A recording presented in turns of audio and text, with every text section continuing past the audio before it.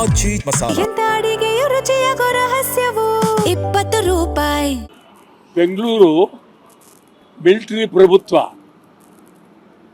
ಅವರ ಸ್ವಂತ ಕಾರನ್ನ ಮನೆಗಳ ಮುಂದೆ ನಿಲ್ಲಿಸ್ಕೊಂಡ್ರೆ ಅದಕ್ಕೆ ದುಡ್ಡು ಕೊಡಬೇಕು. ಎಷ್ಟು ಕಾರ್ ಇರುತ್ತೆ ಅಷ್ಟು ಕಾರ್ ಕೊಡಲಿಲ್ಲ ತೆರಿಗೆ ಹಾಕ್ತೀವಿ.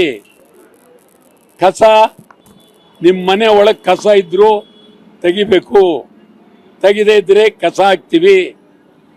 ಈಗಾಗಲೇ ಕೃಷ್ಣ ಬೈರೇಗೌಡ ಫುಟ್ಪಾತ್ JCB ಮೇಲೆ ಜನರನ್ನೆಲ್ಲ ಎದುರಿಸಿ ಸುಮಾರು 4,000ಕ್ಕೂ ಹೆಚ್ಚು ಕೋಟಿ ಫುಟ್ಪಾತ್ ವ್ಯಾಪಾರಿಗಳಿಗೆ ಅನ್ಯಾಯ ಆಯಿತು.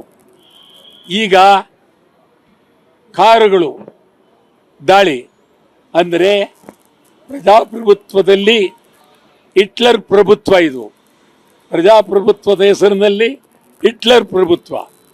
ಇದಕ್ಕೆ ನಾವು ಯಾರೂ ಬಾಯಿ ಬಿಡ್ತಾ ಇಲ್ಲ.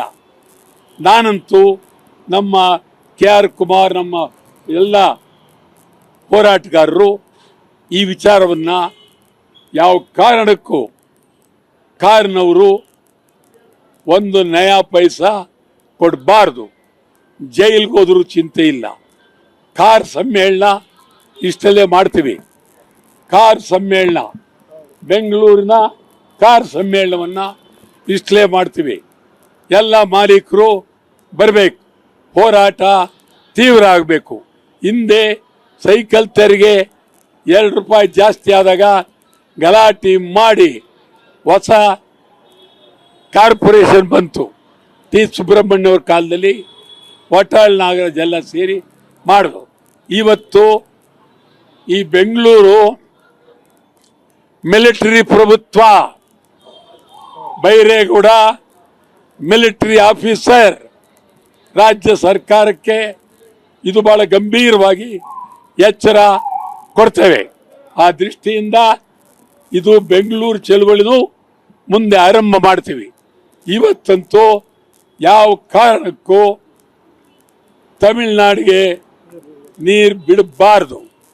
ತಮಿಳುನಾಡಿಗೆ ನೀರು ಬಿಟ್ಟರೆ ಭಾರಿ ಹೋರಾಟ. ನೀವು ತಿಳ್ಕೊಂಡಿರ್ಬೋದು, ಇವರೇನು ಮಾತೆತ್ತರ ಬಂದ್ ಮಾಡ್ತಾರೆ ಅಂತೇಳಿ. ಮತ್ತೊಂದು ಬಂದ್ ಮಾಡ್ತೀವಿ, ಕಂಠ ಮಾಡ್ತೀವಿ, ಹೋರಾಟ ಮಾಡ್ತೀವಿ, ಜೈಲಿಗೆ ಹೋಗ್ತೀವಿ. ಇವತ್ತಿನ ಮೆರವಣಿಗೆ ರಾಜ್ಯಕ್ಕೆ, ತಮಿಳುನಾಡಿಗೆ, ನಿರ್ವಹಣಾ ಸಮಿತಿಗೆ ಎಚ್ಚರಿಕೆಯನ್ನು ಕೊಟ್ಟು ಮೆರವಣಿಗೆ ಹೋಗ್ತಾ ಇದ್ದೇವೆ.